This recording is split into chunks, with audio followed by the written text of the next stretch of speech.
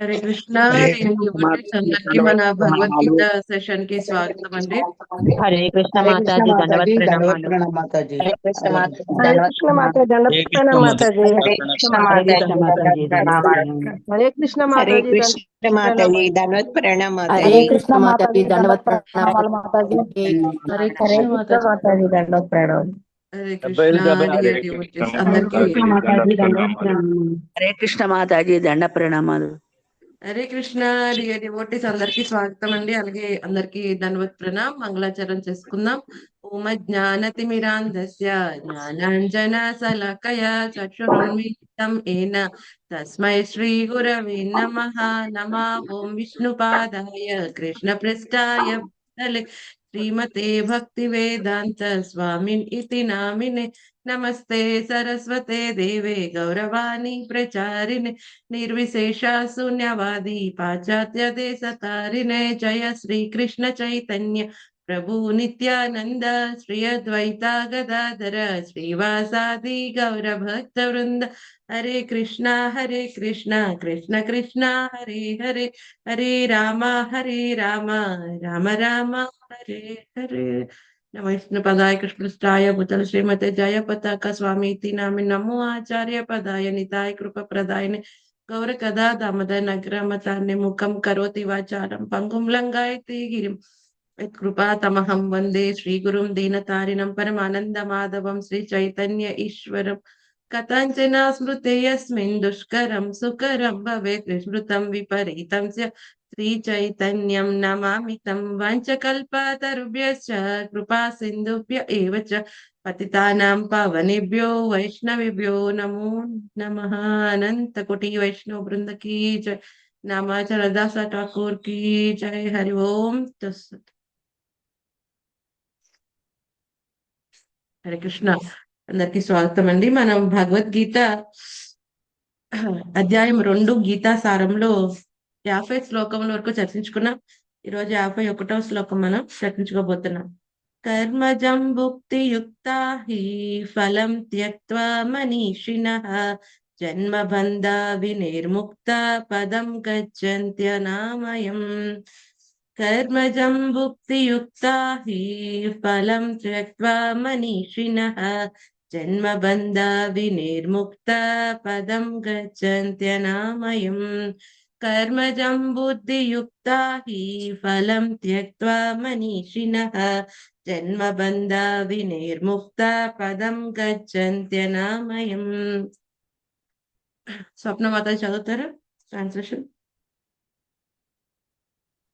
హరే కృష్ణ మాతాజీ దండవత్ ప్రణామ్. ఆ విధంగా భగవానుని భక్తియుత సేవలో నెలకొనడం ద్వారా మహర్షులు లేదా భక్తులు ఈ భౌతిక జగత్తులో కర్మఫలాల నుండి తమను ముక్తులను చేసుకుంటారు.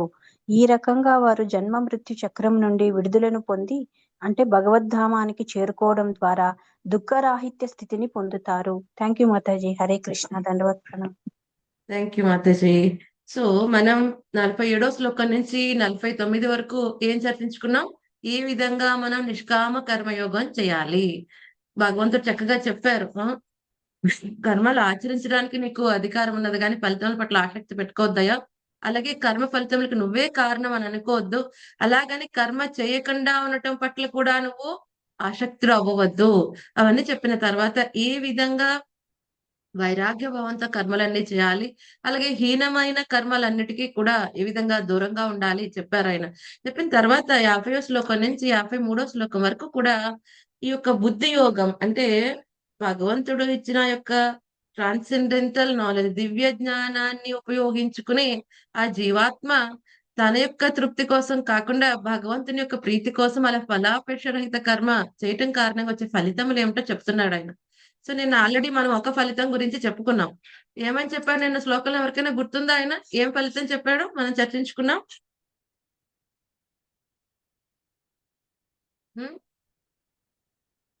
ఎవరికి గుర్తుంది? నిన్న 50వ శ్లోకంలో భగవంతుడు ఒక ఫలితం చెప్పారు. ఏం ఫలితం చెప్పారు? నిష్కామ కర్మయోగం లేదా బుద్ధి యోగం భక్తి యోగం కృష్ణతత్వంలో కర్మ చేయటం కారణంగా ఏం జరుగుతుందని చెప్పాడు ఆయన. గుర్తుందా? మనం నిన్న 1 అవర్ చర్చించుకున్నాం. దేని గురించి చర్చించుకున్నాం? స్వామి ఏమని చెప్పారు? ఎవరైతే గనక ఈ విధంగా ఇంటి ఆ శుభ అశుభం ఫలాల గురించి. ఆ శుభ అశుభ ఫలితముల నుంచి వాడు విముక్తుడవుతాడు.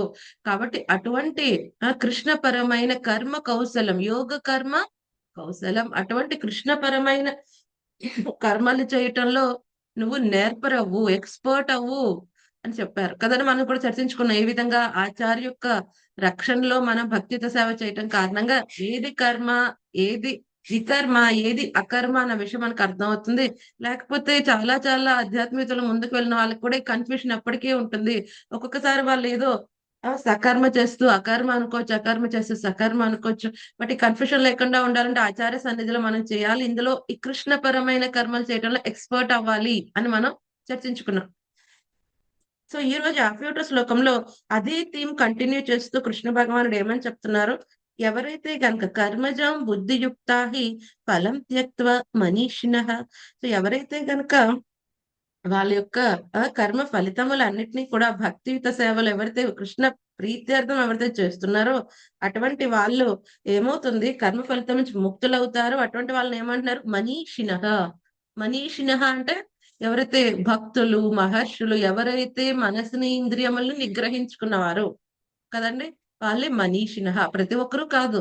ఎందుకని భగవద్గీతలో కూడా స్వామి మహాత్మ అని ఎవరికి చెప్తున్నారు, ఎవరైతే ఇంద్రియ నిగ్రహంతో ఆచార్య యొక్క శరణాగతి తీసుకుని ఈ యొక్క భక్తితో సేవ చేస్తున్నారు వాళ్ళందరూ కూడా యోగ మాయ ఆధ్వర్యంలోకి వస్తారు. అటువంటి వాళ్ళే మహాత్ములు అని చెప్పారు. ఊరికి పేరుకు ముందు మహాత్మ అని పెట్టుకుంటే, లేకపోతే కొన్ని భౌతికమైన మంచి కార్యములు చేస్తే మహాత్ములని కాదు.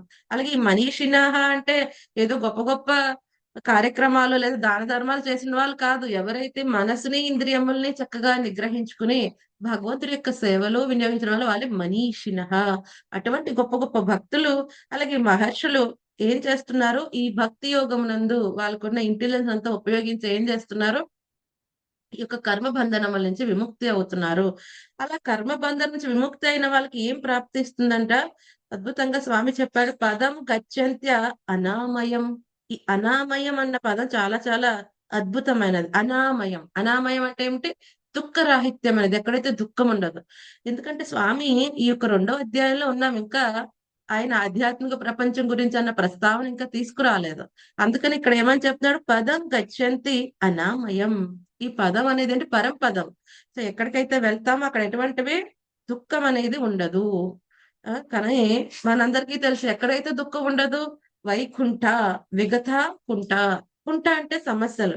ఎక్కడైతే సమస్యలు కష్టములు ఉండవో అదే విగతాకుంఠ, అక్కడే దుఃఖములు అనేవి ఉండవు. లేకపోతే ఆ బ్రహ్మ భువనార్లోక పునరావర్తిన అర్జున. ఈ 14 లోకంలో మనం ఎక్కడికి వెళ్ళినా దుఃఖం అనేది ఉంటుంది. అంతేకాకుండా అక్కడికి వెళ్తే మళ్ళీ తిరిగి రావాల్సిన అవసరం అనేది ఉంటుంది. స్వామి ఏం చెప్పాడు, మాముపేత్యేతు కౌంతేయ పునర్జన్మన విద్యతే. కానీ ఎవరైతే నా ప్రదేశానికి వస్తారో తిరిగి రారయా, ఆ ప్రదేశం గురించి కూడా స్వామి ఏం చెప్పాడు, న సూర్యో న శశాంకో న పావకః యద్గత్వా నివర్తంతే తద్ధామ పరమం మమ. సూర్య చంద్రుల ఈ యొక్క అగ్ని, ఇవన్నీ కూడా ఒక అవసరం ఉండదు, స్వయం ప్రకాశమానంగా ఉంటాయి. ఎవరైతే నా ధామానికి వస్తారో మళ్ళీ తిరిగి రావాల్సిన అవసరం లేదు.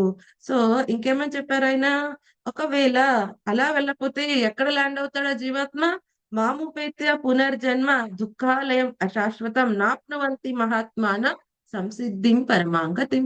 కానీ ఎవరైతే మహాత్ములు నన్ను శరణాగతి పొందితే నా ధామానికి వస్తారు, నాతో ఉంటారు, మళ్ళీ వాళ్ళు దుఃఖాలయం అనిత్యమైన ఈ భౌతిక జగత్తుకి రావాల్సిన అవసరం లేదు. సో ఇక్కడ స్వామి మనకు అదే ఫలితం చెప్తున్నారు 51వ శ్లోకంలో.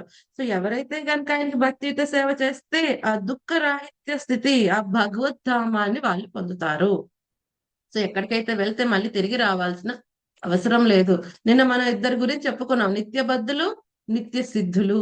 సో నిత్య సిద్ధులందరూ అక్కడ ఆధ్యాత్మిక ప్రపంచంలో ఉంటారు, నిత్య బద్ధులందరూ కూడా ఈ సంసార చక్రంలో కొట్టుకుని ఉంటారు. కానీ ఆ సంసార చక్రంలో వాడు ఉండిపోవాల్సిన అవసరం లేదు. వాళ్ళు కనుక ఈ భక్తియుత సేవని అంగీకరించే కృష్ణ భగవాన్ శరణాగతి పొందితే వాళ్ళు కూడా భగవద్ధామం వెళ్ళి నిత్యంగా స్వామిని సేవ చేసుకునే అవకాశం వాళ్ళకి ఉంటుంది. ఒకసారి వెళ్ళిన తర్వాత మళ్ళీ తిరిగి వచ్చే అవకాశం ఉండదు. అదేంటండి, అక్కడికి వెళ్ళిన వాళ్ళు తిరిగి రారంటున్నారు, మరి మనం ఎక్కడి నుంచి వచ్చాం ఏమండి, మనం ఎక్కడి నుంచి వచ్చాం, కృష్ణుడి నుంచే వచ్చాం. ఎక్కడి నుంచి వచ్చి మనం కూడా ఆధ్యాత్మిక ప్రపంచానికి ఇక్కడికి వచ్చాం. ఆధ్యాత్మిక ప్రపంచం ఆ, నుంచే వచ్చాం మాతాజీ, ఆయన ఆ, మరి వద్దనుకొని వచ్చాం. ఆధ్యాత్మిక ప్రపంచానికి వెళ్ళిన వాళ్ళు తిరిగి రారు అని ఎంత గట్టిగా చెప్తున్నాడు. మనమైతే అక్కడి నుంచే కదా వచ్చాము.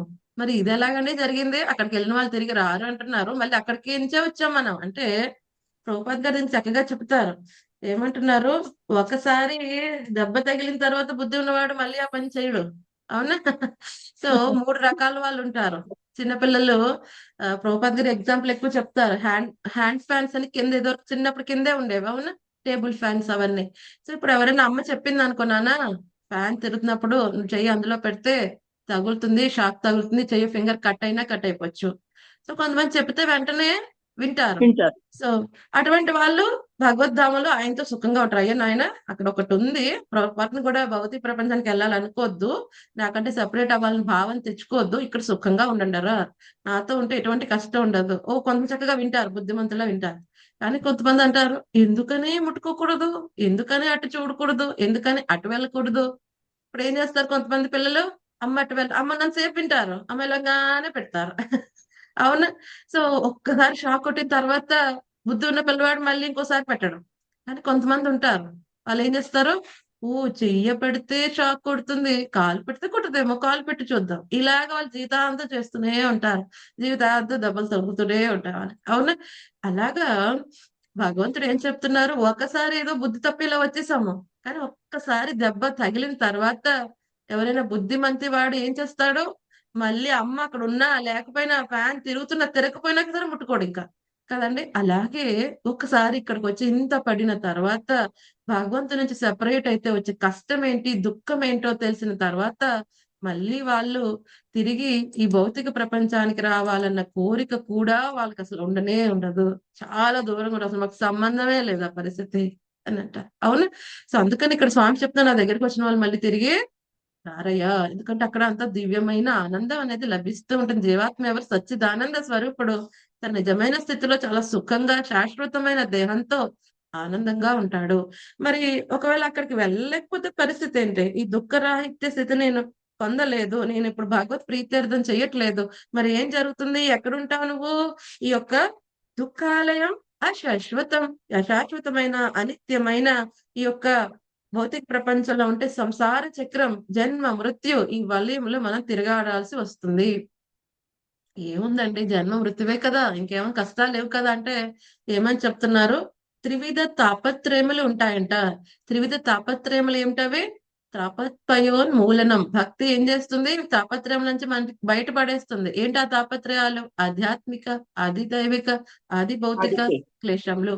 సో ఈ ఆధ్యాత్మిక అంటే ఏమిటి? ఎక్కడి నుంచి వస్తాయి? మన యొక్క శరీరం నుంచి, మనసు నుంచి వస్తాయి. సో ఒక్కొక్కసారి ఇప్పుడు మన శరీరం ఎంతగానో ట్రబుల్ ఇస్తుంది. అవునా? ఏదైతే యవ్వనంలో ఉన్నప్పుడు మన శరీరం ఎంతగా పరిగెడుతుందో, కొంచెం కొంచెం కొంచెం వయసు వచ్చేప్పటికి, లేకపోతే ఏదైనా అనారోగ్య స్థితికి వచ్చినప్పటికీ మనం ఎంత పుష్ చేద్దామనే కదా కదలదు అక్కడి నుంచి. అవునా? అది మనకు బాగా తెలుస్తుంది. ఏంటి అసలు ఇంతకంటే ఇదివరకు ఇంకా చేసే కదా, ఇప్పుడు ఎందుకు చేయలేకపోతే కదండి?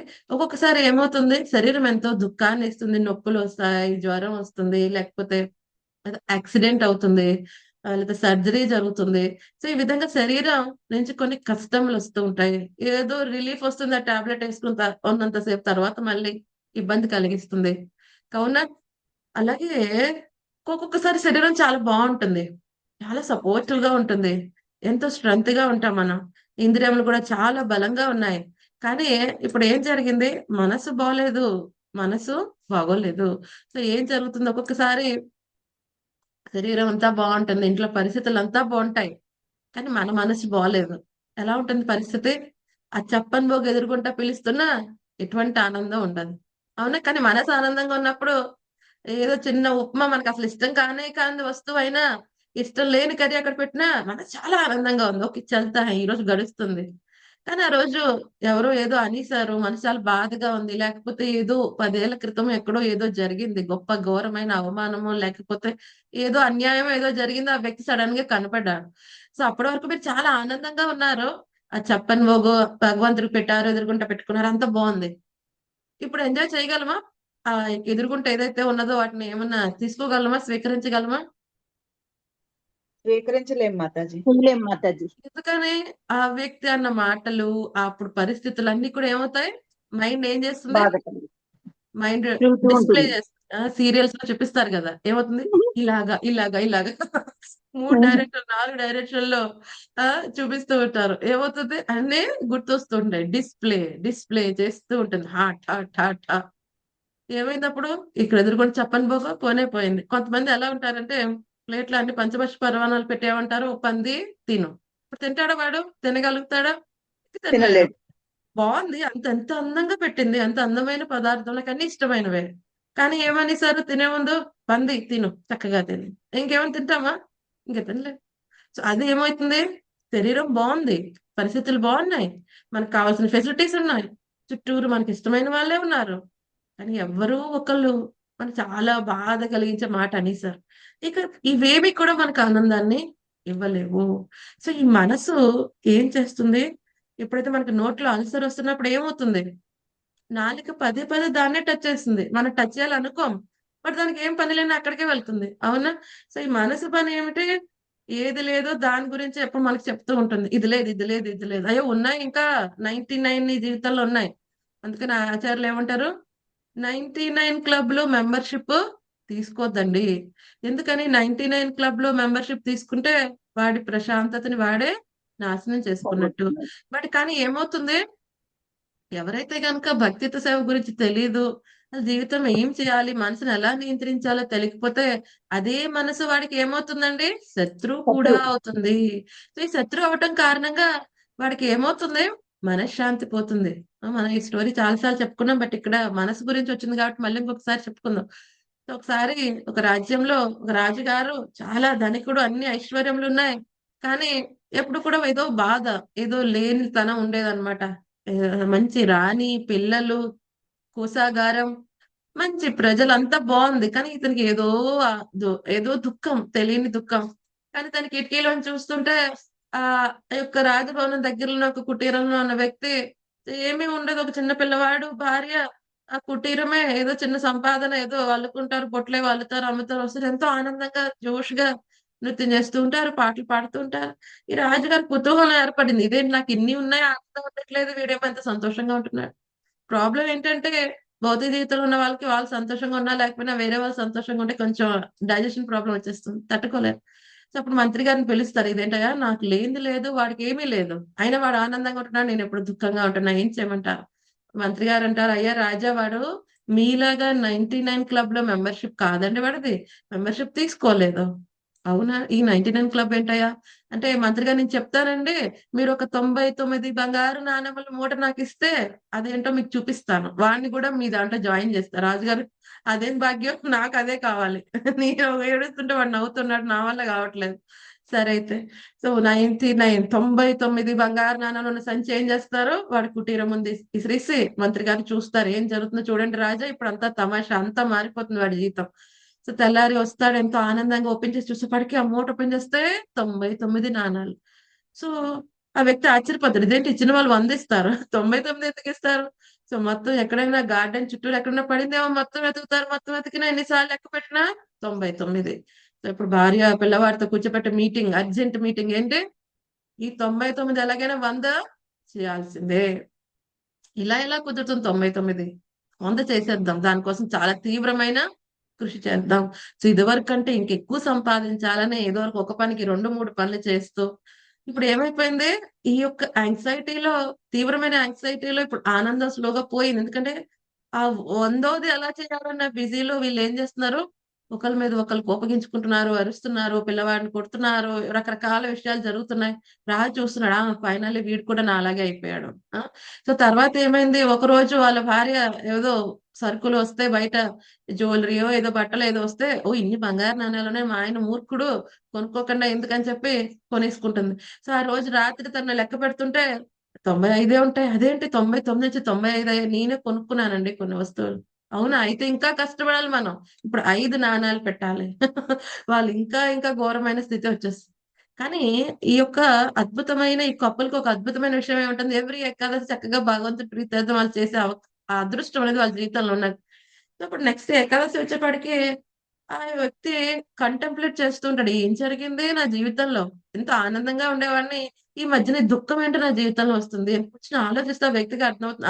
ఈ బంగారు నాణాల నోట్ వచ్చినప్పటి నుంచి దుఃఖం అనేది నా జీవితంలో ఎంటర్ అయింది. అది 99 ఆ ఒక్కటో దానికోసం ఎంత కష్టపడినా ఉన్న దాంతో ఆనందంగా లేకపోయింది.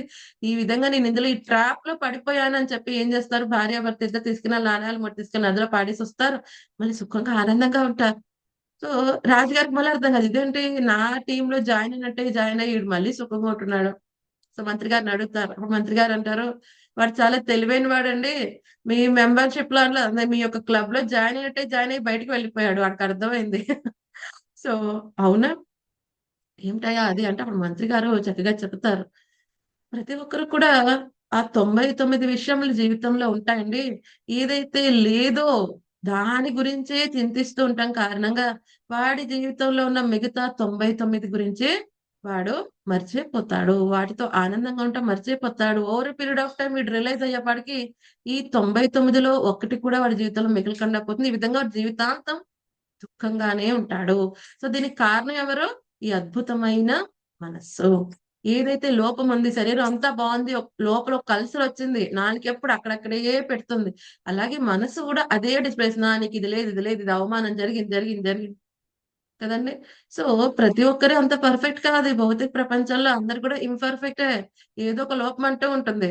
సో, మనం ఆ లోపం దగ్గరే కూర్చుండిపోతే కొంతమంది ఏమంటారు? మంచి భార్య, మంచి పిల్లలు, ఇల్లు, ఆస్తులన్నీ ఉన్నాయి. కానీ ఆ ఒక్క మనిషి నా జీవితంలో లేకుండా ఉంటే ఆనందంగా ఉంటా అని అనుకుంటూ ఉంటాడు. కానీ ఆ ఒక్క మనిషి తన జీవితం నుంచి వెళ్ళే లోపల ఆ! అప్పటి వరకు దుఃఖిస్తూ ఉంటాడు. అప్పటి వరకు ఏదైతే ఉన్నాయో అవి కూడా కొన్ని వెళ్ళిపోతాయి. మళ్ళీ దీని గురించి దుఃఖిస్తూ ఉండాలి. ఇంకా ఈ సైకిల్ కంటిన్యూ అవుతూనే ఉంటుంది. ఆ ఒక్కటనేది ఎప్పుడు మిస్ అవుతుంది. యాక్చువల్‌గా ఆచార్యులు ఏం చెప్తారు? ఆ ఒక్కటి ఏంటి? కృష్ణుడు. ఎప్పుడైతే భగవంతుడిని మన జీవితంలో యాడ్ చేసేసుకుంటే, మనం కూడా 100% సంతోషంగా ఉండగలం. ఈ భగవంతుడనే 1 అనేది ఎప్పుడైతే తీసేస్తామో, ఈ 99 ఎప్పటికి 99 లానే ఉంటది. ఇంకా కావాలంటే తగ్గుద్దు గానీ, 100 అయ్యే అవకాశమే లేదు. మనం అనుకుంటాం ఇది ఒక్కటే యాడ్ చేస్తే నా జీవితం 100% సక్సెస్‌ఫుల్ అని. కానీ ఆ ఒక్కటి భగవంతుడు కాకపోతే ఎప్పటికీ ఆనందంగానే ఉండలేం. ఆ విధంగా మనసు నుంచి వచ్చే దుఃఖములు, యాంక్సైటీ అవునా? డిప్రెషన్, మనస్తాపము, ఆవేదన, క్రోధం ఇవన్నీ కూడా అనేకమైన కోరికలు వెనకాల తిరుగుతూ దొరకపోతే క్రోధం. ఈ విధంగా మనసు నుంచి వచ్చే బాధలు. ఇది శరీరం బావుంది. వేరే వాళ్ళందరూ బావున్నారు. కానీ మన మనసు మనం నియంత్రించుకోలేకపోవటంలో వచ్చే కష్టములు ఆధ్యాత్మిక. నెక్స్ట్ ఏమిటి? ఆది భౌతిక. వేరే వేరే లివింగ్ ఎంటిటీస్ నుంచి మనకి వచ్చేవి. ఏమిటవి? అవి దోవలవ్వచ్చు, పక్కన ఏంటి నైబర్స్ పొరుగింటి వాళ్ళవ్వచ్చు, లేకపోతే మన రిలేటివ్స్ అవ్వచ్చు, మన ఓన్ ఫ్యామిలీ మెంబర్స్ అవ్వచ్చు. ఏమవుతుంది? వాళ్ళ వల్ల మనకు కొంచెం బాధలొస్తాయి. ఒక్కోసారి మనం బాగున్నాం, మన మనసు బావుంది. కానీ మన ఇంట్లో ఎవరికో అనారోగ్యంగా ఉంది. మనం ఆనందంగా ఉండగలమా అండి? సెలబ్రేట్ చేసుకోగలమా? ఉండలేమండి. ఉండలేం. అవునా? సో, ఇప్పుడు ఎవరో మనకి బాగా నియర్ బై రిలేటివ్ ఆళ్ళింట్లో ఎవరో ఒకళ్ళు చనిపోయారు. దేహం విడిచిపెట్టారు. ఇప్పుడు నీ శరీరం బావుంది. మనసు బావుంది. నువ్వేదో ఎప్పటినుంచో సాధించాల్సుకొని సాధించావు. కానీ నీకు ఆనందం ఉంటుందా? ఉండదు. ఎందుకని? అది కూడా మనకి రిలేటెడ్ కదా! మనం కూడా దేహంతో వాళ్ళు సంబంధంగా ఉంటాం కాబట్టి అది బాధగా ఉంటుంది. ఒక్కోసారి అన్నీ బావున్నాయి. ఈ దోమలు బాధిస్తూ ఉంటాయి. లేకపోతే ఇన్సెక్ట్స్, యానిమల్స్ ఇవి అటాక్ చేస్తూ ఉంటాయి. కదండీ! వేరే వేరే వాళ్ళు మనం బావున్నాం. మన మనసు బావుంది. వేరే వాళ్ళు ఊరికే వచ్చి మన మీద ఏదో అపోహలు క్రియేట్ చేయటమో, ఏదో అవమానించటమో చేస్తూ ఉంటారు. ఎందుకంటే కొంతమందికి అదే పని. వేరే వాళ్ళ ఆనందాన్ని ఎలాగ లాగేయాలి. సో, అటువంటి వాళ్ళ వల్ల వచ్చే సమస్యలు కదండీ! ఆధ్యాత్మిక, ఆది భౌతిక, నెక్స్ట్ ఏంటి ఆది దైవిక. అంటే ఏమిటి? హయ్యర్ అథారిటీ అంటే మన కంట్రోల్‌లో ఉండవు. ఇప్పుడు అధికంగా వచ్చే ఎండలు. ఇప్పుడు వేసవికాలం. ఇప్పుడు ఏమొస్తున్నాయి కానీ వర్షాలొస్తున్నాయి. అసలు యాక్చువల్‌గా ఒక్కోసారి డౌటొచ్చేస్తుంది. ప్రతిరోజు వర్షం వస్తుంది. ఈ మధ్యన ఒక వారం, 10 రోజులు బట్టి. ఆశ్చర్యంగా ఉంది. ఇప్పుడేమన్నా సమ్మర్‌లోకి వచ్చామా మనం రైనీ సీజన్ స్టార్ట్ అయిందని. అవునా? సో, ఇవేమైనా మనం కంట్రోల్ చేయగలమా? నియంత్రించలేం. ఎంతో మందికి పంట చేతికొచ్చే సమయం నాశనం అయిపోతుంది. ఏమైనా చేయగలమా?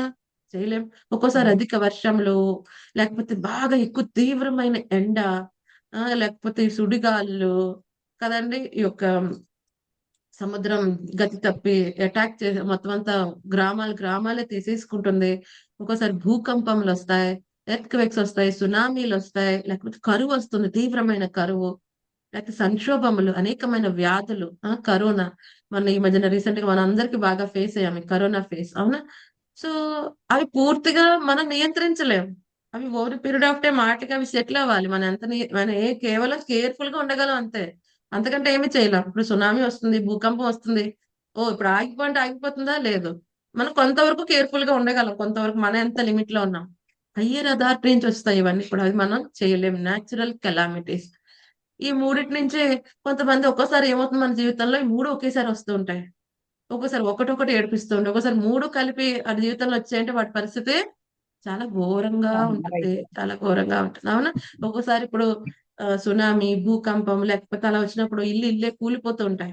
అదేమైంది, ఒకటి నేచురల్ కెలామిటీ, ఒకటి ఏమైంది వాడి బాంధవ్యులు ఎవరు అందులో చనిపోయారు, ఇంకొకటి ఏంటి వీడికి కూడా మనస్తాపంగా ఉంది, వీడికి కూడా చెయ్యో కాలో ఏదో కొంచెం కట్ అయిపోయింది. ఒకేసారి ఇవన్నీ వచ్చాయి వాడి జీవితంలో, అవునా? ఒక్కొక్కసారి మూడు సెపరేట్ గా వస్తాయి, ఒకసారి మూడు అటాక్ అవుతాయి. అందుకనే ఏమన్నారు, దుఃఖాలయం.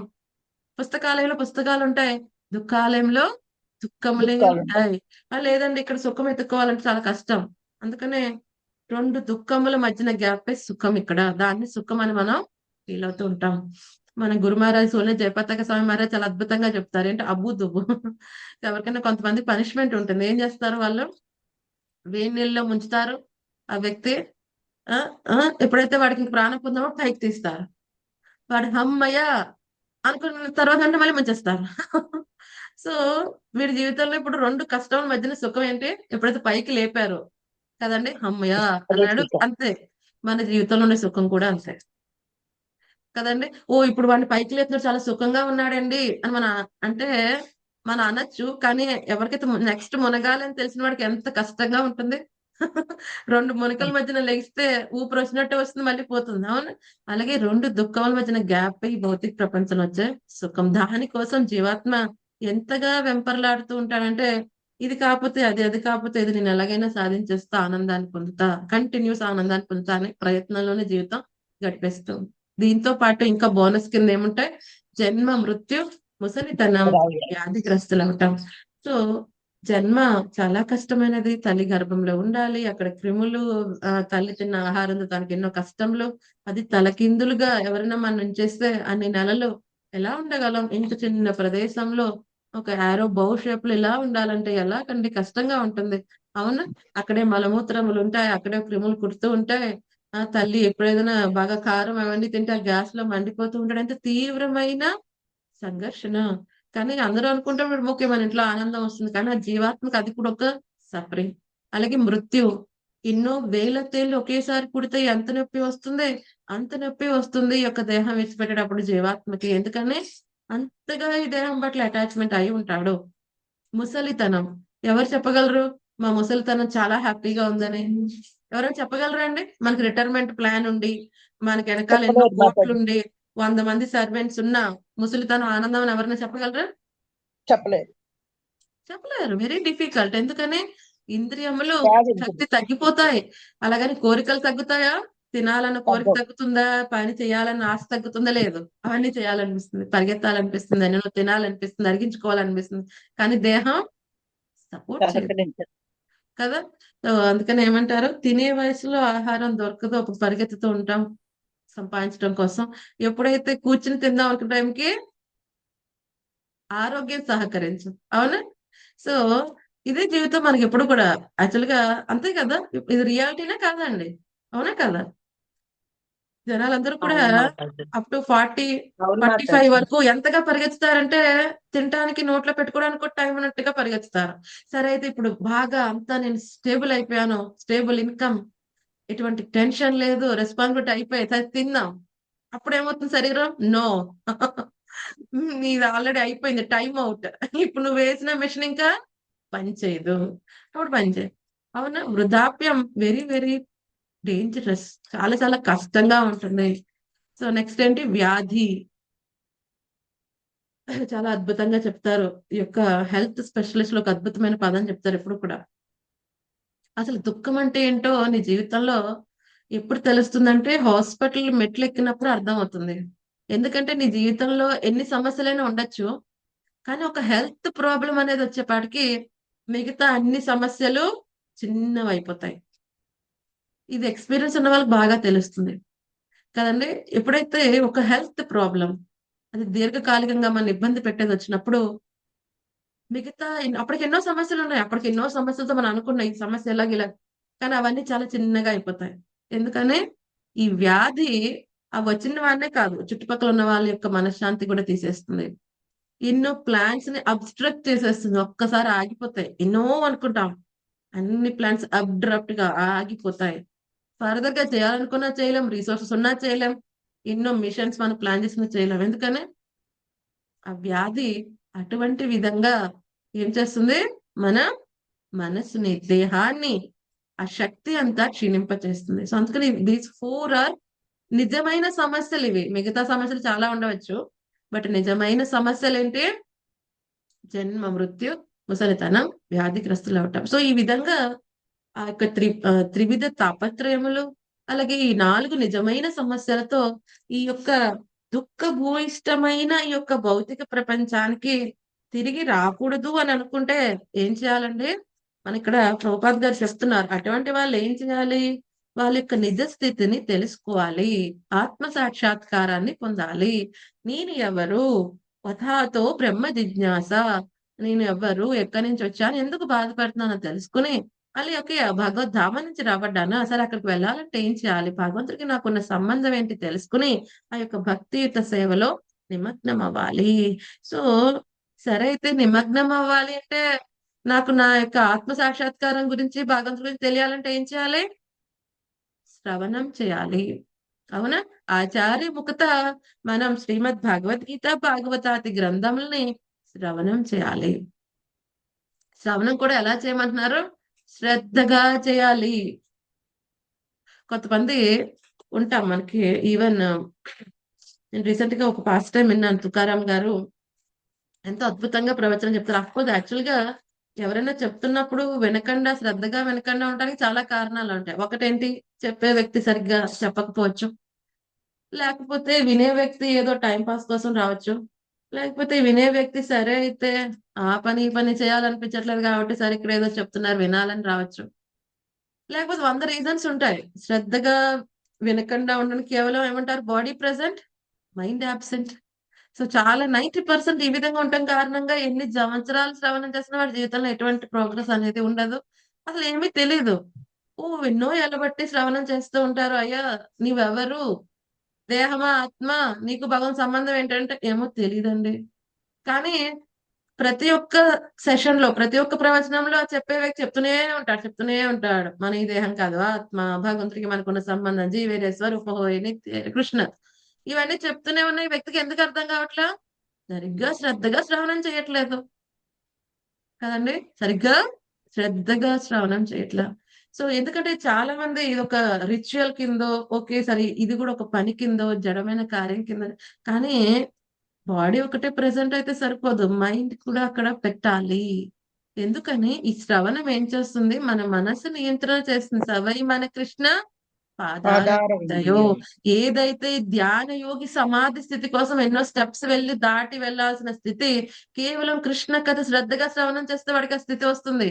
ఇది అద్భుతమైన విషయం. ఆ సమాధి స్థితిలో ఆ వ్యక్తి భౌతికమైన కోరికల నుంచి విముక్తి పొంది జీవన్ముక్త స్థితికి వస్తాడు చాలా సునాయాసంగా. పూర్వానికి ఒకసారి తుకారాం గారు ప్రవచనం ఇస్తుంటారు.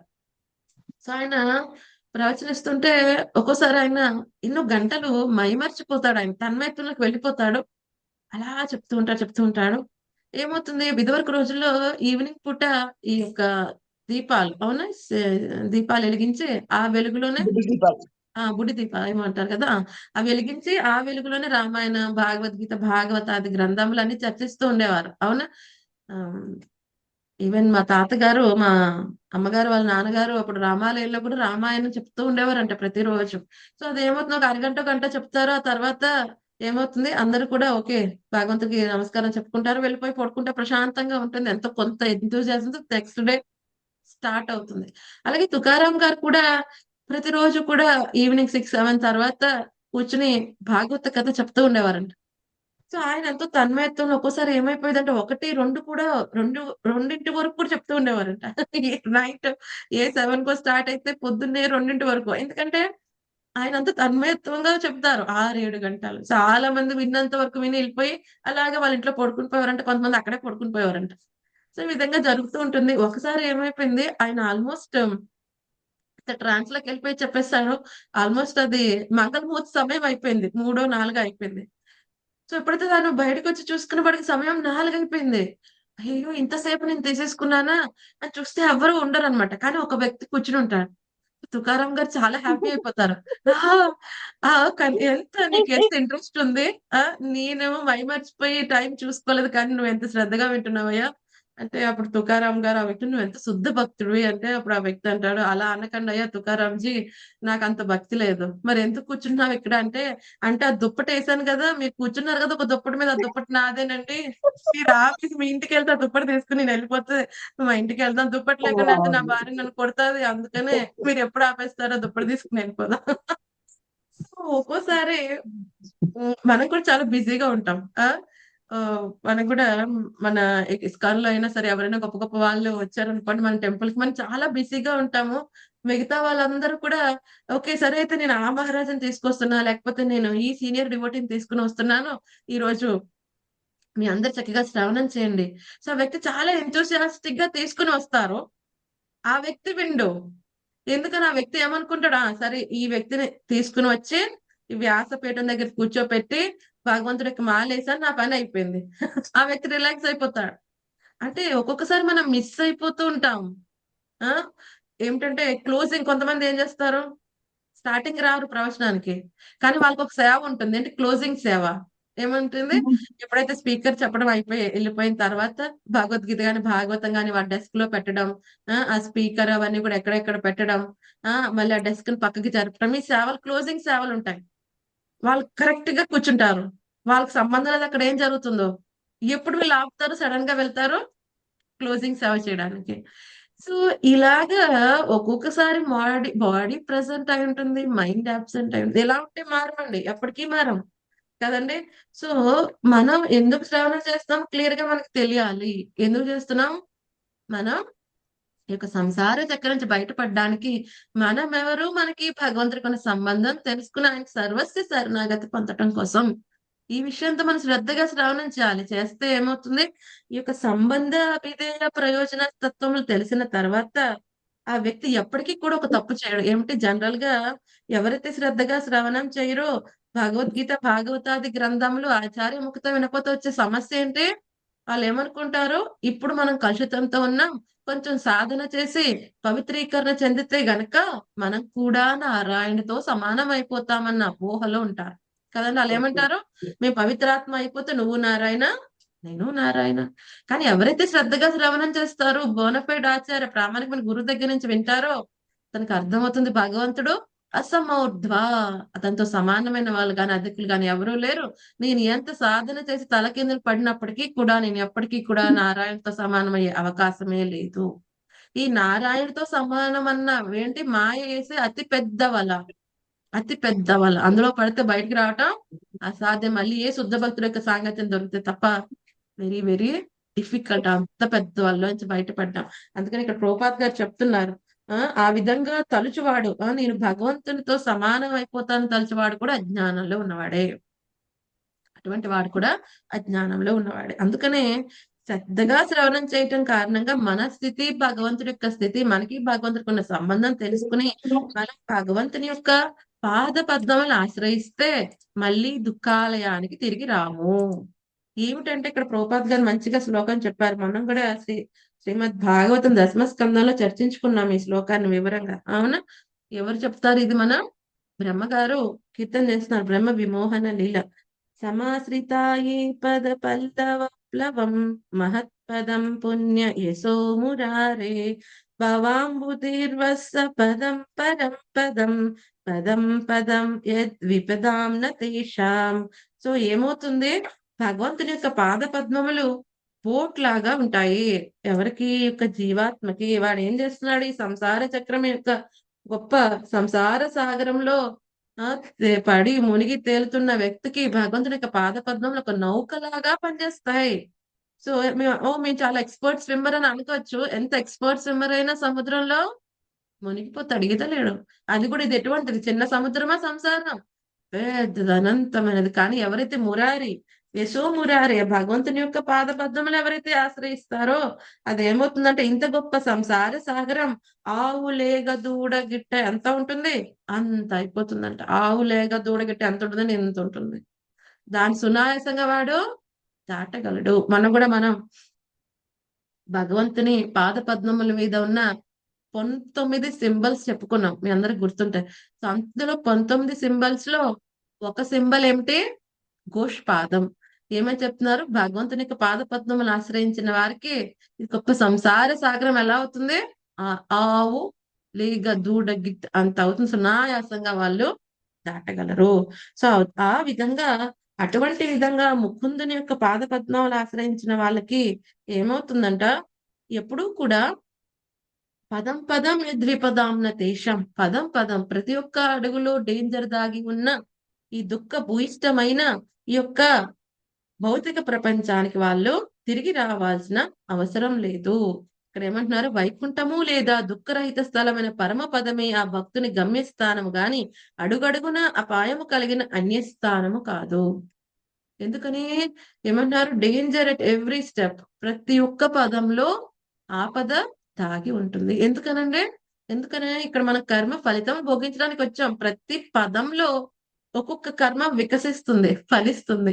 ఆ ఫలించినప్పుడు అప్పుడే నడుస్తుంటే టపక్కన పడతాం, ఏదో యాక్సిడెంట్ అవుతుంది, ఎవరో వచ్చి హఠాక్ నోటిస్తారు, అయితే ఎవరో వచ్చి ఏమి ఇష్టం వచ్చినట్టు వాళ్ళు మాట్లాడతారు, ఎంత అవమానంగా చేస్తారు కదండి. అప్పటివరకు అంత బాగుంది సిచ్యుయేషన్, వావ్ ఎంత అందంగా ఎంత ఆనందంగా ఉన్నా నా జీవితం, ఎవరు వస్తారు ఏదో అంటారు, అయిపోయి ఏమైంది. ప్రతి క్షణం కూడా ఏమవుతుంది, మన కర్మ ఫలితంలో మొగ్గులాగా ఉన్నాయి, ఫలిస్తూ ఫలిస్తూ ఫలిస్తూ ఉంటాయి. సుఖం వస్తుంది, ఒక్కోసారి దుఃఖం వస్తుంది. బట్ ఇక్కడ సుఖాలేమని చెప్పలేదు, దుఃఖాలేమనే చెప్పారు. కాబట్టి దుఃఖంలో ఎప్పుడు కూడా ఒక్కొక్కటి పాపప్ అవుతూ అవుతూ అవుతూ ఉంటాయి అన్నమాట. సో కాబట్టి ఎవరైతే గనక ముకుందుని పాద పద్మాలు పట్టుకుంటే అడుగడుగున దుఃఖములు ఉండే ఈ ప్రదేశానికి రావటం అనేది జరగదు. వాళ్ళు ఎక్కడికి వెళ్తారు, వైకుంఠం విగతాకుంట, అక్కడికి వెళ్తారు. అక్కడికి వెళ్తే మళ్ళీ తిరిగి రావాల్సిన అవసరం లేదు. సరే, అయితే ఇంత చెప్తాము, కొంతమంది వింటారు, ఏమంటారు, అవునండి అవును మీరు చెప్పింది చాలా బాగుంది, కరెక్టే, దుఃఖాలు ఉన్నాయి ఒప్పుకుంటాం, కానీ ఇప్పుడు కాదండి, కొంచెం ఓల్డేజ్ వచ్చిన తర్వాత, ముసలైన తర్వాత ప్రాక్టీస్ చేస్తాం. అవును చేయవచ్చు, తప్పలేదు. ఎందుకంటే ఒక్క క్షణకాలంలో మనం పర్ఫెక్ట్ అయిపోవచ్చు, కానీ అంతవరకు ముసలయ్యేంత వరకు బతుకుంటామని గ్యారంటీ ఉందా అండి ఎవరికైనా? లేదు మాతాజీ, గ్యారంటీ లేదు. నేను 60 ఏళ్ళ వరకు గ్యారంటీగా ఉంటా, సెటిల్మెంట్ లేదు. లేనే లేదు. ఈ కరోనా వచ్చిన తర్వాత మొత్తం లెక్కలు ఇంకా తారుమారైపోయాయి. ఒకప్పుడు క్షణంలో ఏమైతుందో తెలియదు. ఏమవుతుందో తెలియదు. అవును. సో ద్వాపర యుగంలో పరిస్థితి ఎలా ఉండేది, తండ్రి ఉన్నప్పుడు కొడుకు మరణం అనేది ఎవరు చూసేవారు కాదు. అందుకనే కదా అర్జున కృష్ణ యొక్క ఫాస్ట్ టైం మనం చూసాం. ఆ బ్రాహ్మణుడు అంటాడు, నేను ఉండంగానే కుమారులు చనిపోతున్నారంటే ఈ రాజు మంచివాడు కాదు, పరిస్థితులు మంచివి కావు, ఇదేమి రాజ్యం అని దిక్కు పెట్టాడు ఆయన. కానీ ఇప్పుడు అలాగ అవుతుందా, తండ్రి ఎన్నో మరణాలు చూడాల్సి వస్తుంది పిల్లలవి. కానీ ఇప్పుడు ఏమైపోయింది, మృత్యు ఎప్పుడైనా రావచ్చు, ముసలితనంలో రావాలనేమి లేదు. పదం పదం యద్విపదం చక్కగా ఎప్పటికప్పుడు పాపౌట్ అవుతూ ఉంటాయి. కాబట్టి మనం ఎప్పుడూ కూడా, మనకి ఎంత ఆయుష్ ఉందో తెలియదు, కానీ ప్రతి క్షణం ఆ కాల సర్పం నోట్లోకి వెళ్తూ వెళ్తూ ఎప్పుడైతే ఆయుష్ అయిపోయింది హక్ మింగేస్తుంది. మరి ఏం చేయాలి, ఆ కాల సర్పం మింగే లోపులోనే మనం జీవన్ముక్త స్థితికి మనం రావాల్సి వస్తుంది. సో కొంతమంది అంటారు, లేదు లేదండి మేము చక్కగా ప్రాక్టీస్ చేసేస్తాం, టక్కన పాస్ అయిపోతాం, అంత నారాయణ స్మృతి మేము చేసేస్తాం. అంత ఈజీనా? అంత ఈజీ కాదండి. మనం ఎవరినైనా చీట్ చేయవచ్చేమో, భగవంతుని చీట్ చేయటం అంత సునాయాసమైన విషయం కాదు. సో పూర్వానికి ఒక వ్యక్తి అనుకున్నాడంటే, సరే అయితే నేను చాలా తెలివైన వాడిని, వీళ్ళందరూ మూర్ఖులు, ఎవరైతే యమధర్మరాజు ఆయనతోనే డీల్ పెట్టుకుంటా. అవునా? సో యమధర్మరాజుని కనుక్కుంటాను అసలు మృత్యు ఎప్పుడు వస్తుందో. సరే అయితే అప్పుడు డీల్ సెట్ అయిపోతుంది కదా, అప్పుడు నేను రెడీ అయిపోతా. సో సరే అయితే యమధర్మరాజుని ఉపాసన చేస్తూ ఉంటాడు. యమధర్మరాజు అనుకుంటారు, ఎవరి భక్తుడు నన్ను ఉపాసన చేస్తున్నాడు, రైట్? సో యాక్చువల్ గా మాకు ఒకసారి బాగా గుర్తు, ఎప్పుడైతే నేను ఒకసారి డిప్లొమా చదువుతున్నప్పుడు మేము శ్రీకాకుళం అరసవల్లి అక్కడ టెంపుల్ కి వెళ్ళాం. ఒకసారి వెళ్ళినప్పుడు అక్కడ అందరి టెంపుల్స్ ఉన్నాయి, చిన్న చిన్నవి, యమధర్మరాజు కూడా ఉంది అక్కడ గోడ మీద.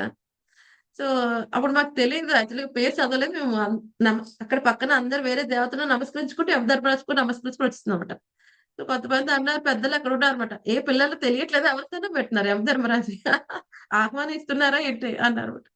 సో మేము అసలు అబ్జర్వే చేయలేదు. సో వెరీ రేర్ యమధర్మరాజు భయపడతారు. ఎందుకనే ఆయన మన దండించడానికి వస్తాడు, తీసేసుకుంటాడు ఈ దేహం అని చాలా మందికి భయం. బట్ ఆయన వన్ ఆఫ్ ద మహాజన.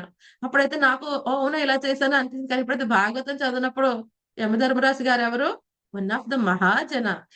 గొప్ప భక్తుడు, భగవంతుని యొక్క భక్తుడు, భగవంతుని యొక్క సేవలో ఉంటున్నాడు. సో అటువంటి ఆయన కాలు పట్టుకోవటంలో ఎటువంటి ప్రాబ్లం ఏం లేదు. బట్ ఏంటంటే తప్పు చేసి పట్టుకుంటే అది వేరే విషయం. కానీ భక్తిని ఇమ్మని అడగటంలో పట్టుకుంటే చాలా అద్భుతమైన విషయం. సో ఈ వ్యక్తి ప్రార్థిస్తే యమధర్మరాజు ప్రత్యక్షం అవుతాడు. యమధర్మరాజు అంటారు ఆ ఆ యమధర్మరాజు అంటారు, నేను కేవలం ఎప్పుడైతే దేహాన్ని విడిచిపెట్టేవాడే నన్ను చూడగలడు. ఎప్పుడైతే దేహాన్ని విడిచిపెట్టి పాపాత్ముడు నా యమలోకానికి తీసుకెళ్ళినప్పుడు, అది కూడా కొంతమంది స్పెషల్ పాపాత్మకు నా దర్శనం కలుగుతుంది. మిగతా అందరు నా దూతలు వస్తారు. బట్ నీ ఆర్ స్పెషల్. నీ యొక్క తపస్సుతో నన్ను మెప్పించావయ్యా, అందుకనే వచ్చాను, ఏం కావాలో కోరుకో. అప్పుడు అంటాడు, మీరు ఎలాగో మృత్యువు కన్ఫామ్ గా ఉంటుంది అంటున్నారు కాబట్టి ఒక చిన్న ఫేవర్ చేయండి. నేను భక్తుని కదా, మిమ్మల్ని ఎంతో ఇంప్రెస్ చేశాను కదా, మృత్యు వచ్చేటప్పుడు ఇక నా నా జీవితం అయిపోతుంది అన్నప్పుడు కొంచెం ఒక మెసేజ్ పంపించండి. ముందుగానే ప్రిపేర్డ్ అయి ఉంటాను. సో అప్పుడు నేను చక్కగా ఏం చేస్తాను, నా యొక్క ఏం చేయాలో, నా ఫ్యామిలీకి ఏం చేయాలో అవన్నీ కూడా సెటిల్మెంట్ చేసేసుకుని గబగబా నేను కూడా భగవంతుని పాదపద్మం మీద ధ్యానం చేస్తాను. ఆ విధంగా అంతే నారాయణ శుద్ధి నేను పాస్ అయిపోతాను. ఈ ఒక్క సాయం చేసి పెట్టండి అంటే యమధర్మరాజు అంటారు, సరే అయితే ఆ మాత్రం ఫేవర్ నేను చేసి పెడతాను లేవయ్యా, ఏం పర్వాలేదు. సరే యమధర్మరాజు వెళ్ళిపోతారు. ఈ వ్యక్తి కొన్ని రోజులకి విషయం మర్చిపోతాడు అనుకుంటాడు. కానీ ఒక యమధర్మరాజు నాకు పంపించేంత వరకు నాకు ఆయుష్ ఉంది కాబట్టి నాకేమీ టెన్షన్ లేదు. సరే ఓవర్ పీరియడ్ ఆఫ్ టైం అయితే చాలా ఇన్వాల్వ్ అయిపోయి ఉంటాడు భౌతిక ప్రపంచ జీవితంలో. సో ఏమవుతుంది, స్లోగా కొన్ని సంవత్సరాలు అవుతాయి. ఏమవుతుంది, తన జుట్టు తెల్లగా అయిపోతూ ఉంటుంది అనమాట. జుట్టు తెల్లగా అయిపోతే మనం ఇప్పుడు ఏం చేస్తున్నాం, హెయిర్ కలర్ వేసేస్తున్నాం, కంప్లీట్ అయిపోయి సమస్యే లేదు. సో ఈ వ్యక్తి కూడా సరే అయితే పట్టించుకోలేదు. సో ఇంకా అప్పుడు ఏమవుతుంది, అప్పుడు ఈ యొక్క యమధర్మరాజు ఎవరు, మహాజన. కొంతమంది వైష్ణవులు కూడా వస్తారు. ఏమయ్యా వయసు అయిపోతుంది కదా, సో కొంచెం సమయం నువ్వు భగవంతుని యొక్క విషయంలో చెప్తాం, వింటావా, శ్రవణం చేస్తావా అంటే లేదు లేదని చాలా బిజీగా ఉన్నాను. సో సరే అయిపోతుంది. మళ్ళీ కొన్ని రోజులకి ఏమవుతుంది, తన పళ్ళు ఊడిపోతూ ఉంటాయి అన్నమాట. పళ్ళు ఊడిపోతుంటే మనకు బాగా తెలుసు. ఇప్పుడు ఏం చేస్తున్నారు, పెట్టుడు పళ్ళు, అది కూడా బంగారం వెండి షైనింగ్ ఆ టీత్ పెట్టుకుంటున్నారు. సో ఆ విధంగా మేనేజ్ చేస్తాడు. సో అప్పుడు కూడా కొంతమంది వచ్చి అడుగుతారు, ఏమయ్యా కొంచెం భక్తితో సేవ చేస్తావా, లేదండి ఇంకా చాలా బిజీగా ఉన్నాను. సో ఆ తర్వాత కొన్ని రోజులకి ఏమవుతుంది, కంటి చూపు తగ్గిపోతుంది. సో తర్వాత కంటి చూపు తగ్గిపోతుంది. అందరూ అంటున్నారు ఓల్డ్ అయిపోతున్నావు, ముసలి అయిపోతున్నావు, జాగ్రత్తగా ఉండాలి, కొంచెమైనా శ్రద్ధ పెట్టు భక్తి మీద. అంటే లేదు నా ఫ్రెండ్ యమధర్మరాజు లెటర్ పంపిస్తా అన్నాడు, నాకేం భయం లేదు, ఇంకా నేను చాలా రోజులు ఉంటాను. తర్వాత కొన్ని రోజులకి ఏమవుతుంది, ఇంకా ముసలి అయిపోతాడు, నడవలేడు, నడుము వంగిపోతుంది, కర్ర సాయంతో నడుస్తూ ఉంటాడు. సో ఈ విధంగా అవుతుంది.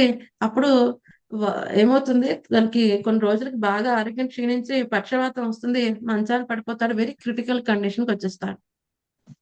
సో కానీ అందరూ భయపడుతూ ఉంటారు, మాట్లాడలేకపోతున్నాడు ఏమో, ఎప్పుడు చనిపోతాడో ఏమో, అందరూ టెన్షన్ పడుతూ ఉంటే, బట్ ఇతను మాత్రం చాలా సంతోషంగా ఉంటాడు. ఎందుకని నా ఫ్రెండ్ ఇంకా నాకు లెటర్ పంపించలా కాబట్టి ఏమవుతుంది, నాకు ఇంకా ఆయుష్ ఉంది, మీరు అనవసరంగా బాధపడుతున్నారు, నాకు ఇంకా చాలా ఆయుష్ ఉంది. సో చక్కగా వన్ ఫైన్ డే యమధర్మరాజు గారు వస్తారు, మై డియర్ ఫ్రెండ్ చలో వెళ్ళిపోదాం, నీకు ఎంతగా చెప్పినా మంచి కార్యములు చేయలేదు, మళ్ళీ పాప కార్యాలే చేసావు, మళ్ళీ నన్ను చూడాల్సి వస్తుంది నువ్వు.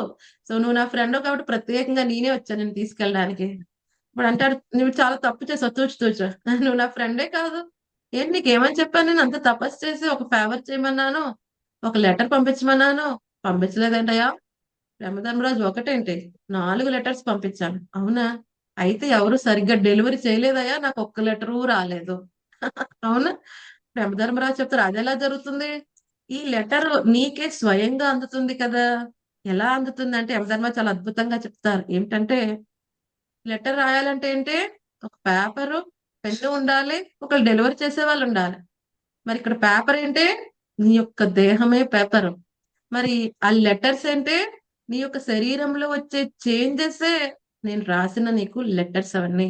మరి ఎవరండి డెలివరీ చేసేది, ఎవరు మనకి ఈ లెటర్ ఎవరు డెలివరీ చేస్తారు, మనస్సా కాలం మాతాజీ. పద్మ.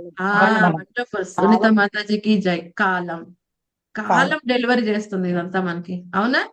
సో లెటర్ రాయడానికి పేపర్ ఏంటి? మన దేహం. మన దేహంలో వచ్చే మార్పులు ఏదైతే ఉన్నాయో అవన్నీ అంటే ఆయన రాసే లెటర్స్, మనకి అక్షరములు. మరి ఎవరండి డెలివరీ చేయాలి? లెటర్ ఉంది, రాశారు, డెలివరీ ఎవరు చేస్తారు? కాలం. పర్టికులర్ కి కాలం ఆ జీవాత్మక లెటర్ అందిస్తుంది. సో కాబట్టి నేను 4 లెటర్స్ రాశాను, 4 సార్లు నువ్వు ఇగ్నోర్ చేసావయ్యా. సో ఇంకా నీకు టైం అయిపోయింది, నువ్వు రావాల్సిందే కదండి. సో మనం కూడా మన జీవితంలో ఎన్నో సార్లు మనకి అలర్ట్ చేయడానికి ఎంతో మంది వైష్ణవులు కూడా వస్తూ ఉంటారు. అలాగే మనందరి అదృష్టం మన జీవితంలో శ్రీల ప్రభుపాద్ గారు అంటే అద్భుతమైన శుద్ధ భక్తులు వచ్చారు. మనకి కూడా అజామినుడికి లాగా సెకండ్ ఛాన్స్ అనేది ఇవ్వబడింది. అవును, అజామినుడు కూడా సెకండ్ ఛాన్స్ ఉపయోగించుకున్నాడు, భగవద్ధాం వెళ్ళిపోయాడు. మనందరికీ కూడా సెకండ్ ఛాన్స్ ఇవ్వబడింది. సో ఈ సెకండ్ ఛాన్స్ మనం చక్కగా వినియోగించుకుంటే ఏమవుతుంది? మళ్ళీ మనం భౌతిక ప్రపంచానికి తిరిగి రావాల్సిన అవసరం లేదు. అందుకనే శ్రీపాద శంకరాచార్యుల వారు కూడా ఏమని చెప్తారు? భగవద్గీత కించిత గీత గంగా జలలవ కనిక పీత. భగవద్గీత కించిత్, రోజు కొంచెమైనా శ్రీమద్ భాగవతం శ్రవణ అధ్యయన కీర్తనములు, అలాగే గంగాజల లవ కనిక, కొంచెమైన గంగా పానము, అలాగే ఏమంటున్నారు? సకృత్పయేన మురారి సమర్చ, కొంచెం సమయం మురారికి అర్చన, అలాగే క్రియతైతస్య యమేన ససార్చ. ఏమంటున్నారు? కొంతసేపు అయినా ఏమంటున్నారు? ఈ మురారికి మనం గనక చక్కగా సేవ చేయటం కారణంగా ఏమవుతుందంట? యమేన ససర్చ, యమధర్మరాజుతో మనం భేటీ, ఇంటర్వ్యూ తీసుకోవాల్సిన అవసరం లేదు. అంటే ఆయనతో చర్చించుకోవాల్సిన అవసరం లేదు. అసలు చాలా అదృష్టవంతులు. ప్రతిరోజు కొంత భగవద్గీత పానం చేస్తున్నాం. అలాగే చక్కగా మనకి గంగ అనేకమైన పుణ్యనది రూపంలో మన దగ్గర ప్రాంతాలు మనకు లభిస్తుంది. అలాగే మురారి భగవంతుడు, దేవాది దేవుడికి ఎంతో కొంత సేవ చేసుకుంటున్నాం, భగవన్ నామం తీసుకుంటున్నాం. కాబట్టి మనం చక్కగా ప్రార్థించుకుందాం. యమధర్మరాజుని కావాలంటే ఒక గొప్ప మహాజన భగవద్ భక్తుల కింద దర్శనం చేసుకోవాలి, కానీ ఏదో ఒక పాపాత్మ జీవి కింద, మళ్ళీ సంసార చక్రంలో మళ్ళీ తిరిగాడు జీవి కింద మనం ఆయన్ని మళ్ళీ ఇంటర్వ్యూ ఆయన కోసం ఆయనతో చర్చ పెట్టుకోకుండా భగవద్ధామం వెళ్లే విధంగా మన జీవితాన్ని మనం సార్థకం చేసుకుంటే చాలా చాలా ఉంటుంది. అందుకనే మనం ఏం చేయాలి? వెయిట్ చేయకూడదు. రైట్ నౌ మనం భక్తి స్టార్ట్ చేయాలి. ఇంకా స్టార్ట్ చేయకపోతే ఆల్రెడీ చేస్తుంటే దాన్ని ఏం చేయాలి? ఇంటెన్సిఫై చేయగలిగితే మనం ఈ జన్మలోనే జీవన్ముక్తులైతే మళ్ళీ ఇంకొక జన్మ తీసుకోవాల్సిన అవసరం ఉండదు. ఇంకా స్వామి ఇంకా చాలా చాలా విషయాలు చెప్తారు, అవి మనం రేపు తెలుసుకుందాం. ఏమైనా సందేహాలు ఉన్నాయో డివోటీస్? ఈ రోజు మనం మాతాజీ ఇప్పుడు చెప్పారు కదా శంకరాచార్యులు చెప్పిన శ్లోకం, అది గ్రూప్ లో పెట్టరు. పెడతాను. Okay, right. ఏమైనా సందేహాలు ఉన్నాయా డివోటీస్? ఓకే, సో మన గురు మహారాజ్ ఈజ్ ఓన్లీ జయపతాక స్వామి మహారాజ్ తెలుసు కదా, వైజాగ్ లో ఉన్నారు. సో ఎవరైనా డివోటీస్ వెళ్ళాలి అనుకుంటే